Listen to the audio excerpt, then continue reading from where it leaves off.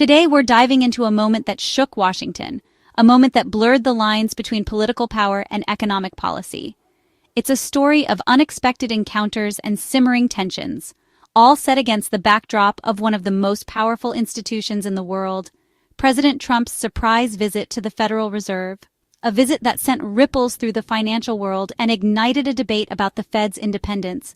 Imagine the president, famous for his bold style, his penchant for shaking things up, and his direct approach to everything he did, stepping into the quiet, tradition-bound halls of the Fed, a place steeped in history and governed by a culture of careful deliberation. The contrast was stark, almost theatrical, a place where big decisions about America's money are made, far from the spotlight, behind closed doors and shielded from the daily political fray. This wasn't a routine stop, not a courtesy call or a photo op. Trump was there to inspect a massive renovation project, a project that had ballooned in cost and become a target of his scrutiny. That had caught his attention for its eye-popping price tag, a price tag that seemed excessive even by Washington standards. The Fed, usually shielded from political drama, a fortress of economic independence, suddenly found itself at the center of a media frenzy, a whirlwind of speculation and conjecture. Reporters swarmed, cameras rolled, capturing every moment, every gesture, every fleeting expression, and anticipation filled the air, a sense that something significant was about to unfold. Trump, a real estate mogul at heart, a builder, a deal-maker, a man who understood the language of construction and cost overruns, was ready to scrutinize the project like a business deal, to dissect the budget, and to demand answers. The visit wasn't about interest rates or policy, not about monetary theory or economic forecasts. It was about bricks, mortar, the nuts and bolts of a building project, and billions of dollars, taxpayer dollars, being spent on a single renovation. The president's presence signaled a direct challenge to the Fed's independence, a bold statement about accountability and oversight, a line few leaders had dared to cross, a boundary that had long been considered sacrosanct. The stage was set for a dramatic face-off, a clash of personalities and ideologies. Trump versus Chairman Jerome Powell, a meeting that everyone knew would be anything but ordinary. Right in the heart of America's financial nerve center, where the stakes were always high and the consequences far-reaching. This wasn't just a tour, it was a statement. It was a confrontation between two powerful worlds, the world of politics and the world of finance.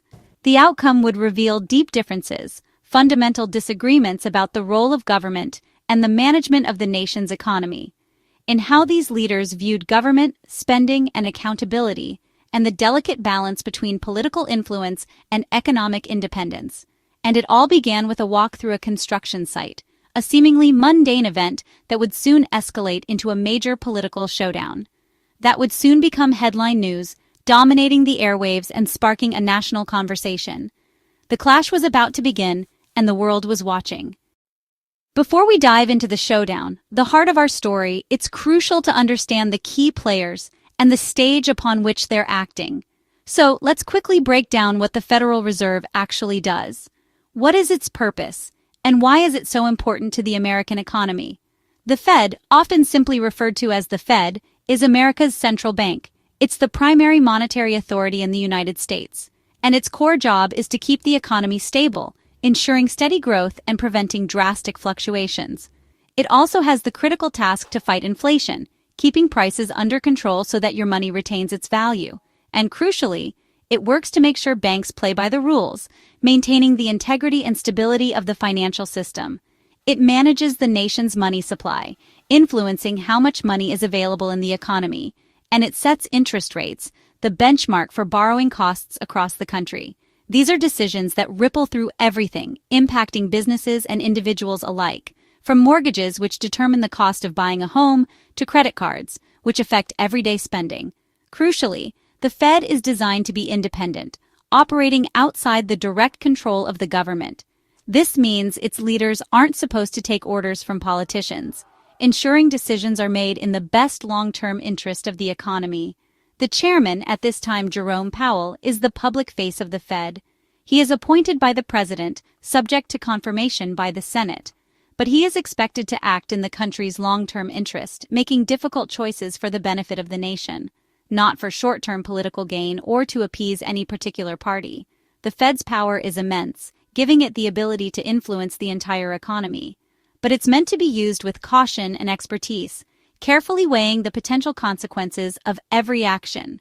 Most Americans never see the Fed in action directly, unaware of its daily operations. But its choices shape our financial lives every day, impacting everything from our savings to our investments. That's why Trump's visit was so unusual, a departure from established norms.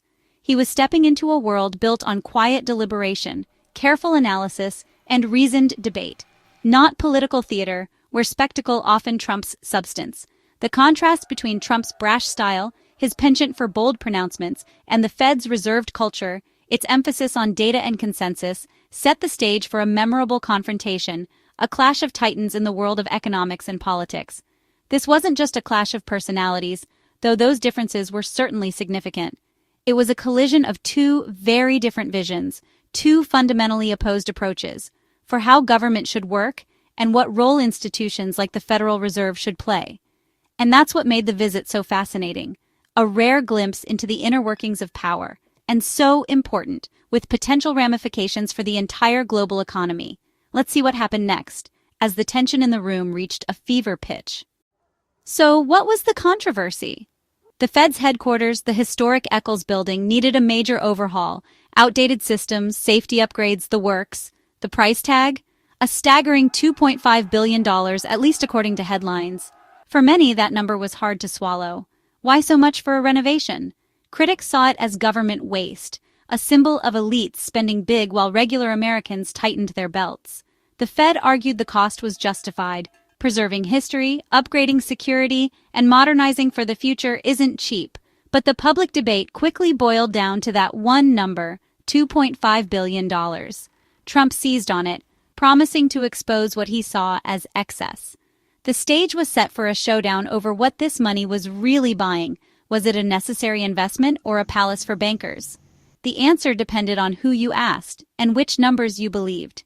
The controversy was about to get personal. Trump arrived at the Fed, ready to make his case, armed with his signature blend of business acumen and populist appeal. He was there not just to observe, but to scrutinize. Touring the construction site with a critical eye, he immediately called out the staggering $2.5 billion price tag, a figure that seemed to personally offend his sense of fiscal responsibility. He shook his head disapprovingly for the cameras, ensuring the visual message was as strong as the verbal one. "We could build a whole new building for less," he declared with characteristic confidence, planting a seed of doubt in the minds of the public and the press. He framed the project not as a necessary upgrade, but as pure, unadulterated luxury, a symbol of government excess. He dubbed it a palace for bankers, a phrase dripping with disdain and populist appeal. The palace for bankers moniker stuck, echoing through headlines and dominating social media conversations. Trump questioned every single detail: the imported marble, the energy-efficient windows, and of course the seemingly exorbitant contractor fees. "I know what things cost," he insisted with unwavering conviction, drawing on his background in real estate and construction. He cast himself as the ultimate watchdog, the only one capable of protecting the taxpayers' money from wasteful spending. His message was crystal clear. The Fed might know how to manage money, but they clearly didn't understand the true value of a dollar. This was classic Trump, a master of branding and public perception. He was turning a seemingly mundane budget dispute into a powerful populist rallying cry against the establishment. He wasn't just challenging the numbers on a spreadsheet. He was directly challenging the competence and judgment of the Fed's leadership, particularly Chairman Jerome Powell. The media ate it up, amplifying his message across the nation. And the pressure on Chairman Powell, already facing a complex economic landscape, mounted significantly. Trump's carefully crafted performance turned a routine building renovation into a full-blown national debate about government spending, priorities, and the very nature of public service. The Fed, unaccustomed to such direct public scrutiny, was forced onto the defensive, and the American public was watching with rapt attention, eager to see how this drama would unfold. The confrontation was just getting started, promising a long and contentious battle ahead. As Trump hammered away, Chairman Powell faced a tough choice: stay silent or push back. Powell chose to speak up, calmly correcting the record in front of the cameras. He explained the real cost for the Eccles building was closer to $1.2 billion, not $2.5 billion. The higher figure, he said, included other projects, not just the renovation. Powell detailed the complexities: preserving history, upgrading security, and modernizing for the future.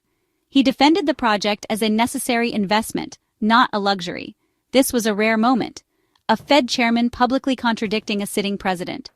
Powell was respectful but firm, standing up for the facts and the Fed's integrity.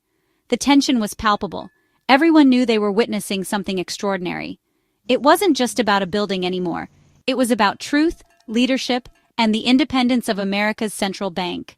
The cameras captured every second. The debate over the numbers had become a battle over credibility. So, where did the $2.5 billion figure come from?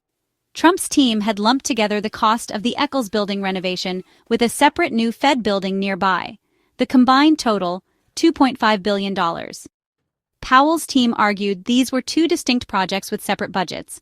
Trump's side said it was fair to look at the total spending. The Fed called it misleading. The disagreement boiled down to which numbers belonged in the debate. Was it a misunderstanding or a political strategy? Each side stuck to its story, leaving the public confused. The clash over the budget became a classic case of dueling narratives, and the truth was harder to pin down than ever. The room was electric, two powerful men, feet apart, trading facts and accusations. Trump was animated, playing to the cameras and his supporters. Powell stood calm but resolute, defending the Fed's reputation. Their teams watched anxiously, knowing the stakes were high. This wasn't just political theater, it was a battle over the soul of American governance. The silence between exchanges was heavy, broken only by the clicking of cameras. Everyone present knew this was about more than a building. It was a collision of power, truth, and the future of independent institutions. The confrontation would echo far beyond the Fed's marble halls. When the footage aired, the country split along familiar lines. Trump's supporters cheered his attack on government waste, sharing clips and memes of the palace for bankers. For them, the details didn't matter. Trump was fighting for the people. Critics, including financial experts, saw it differently. They praised Powell's composure and worried about the Fed's independence. The debate became another front in America's war over truth and trust. Each side saw what it wanted: a champion or a bully, a watchdog or a reckless critic. The real story was lost in the noise. The clash became a symbol of our divided times, and the argument over the numbers raged on. Why did this confrontation matter so much? It wasn't just about a building, it was about the balance of power in America. The Fed's independence is meant to protect the economy from political whims. Trump's challenge was seen by many as a threat to that independence. The event exposed how hard it is to agree on basic facts in a polarized country. It raised tough questions: who holds powerful institutions accountable, and who checks the president? The clash was a live demonstration of democracy's challenges in the age of information overload. In the end, it was a lesson in how style, substance, and trust shape our understanding of government. Big numbers make headlines, but the details matter. This wasn't just a budget fight, it was a debate over how our government should work and who we should trust. The conversation is far from over, and that's why this moment still matters.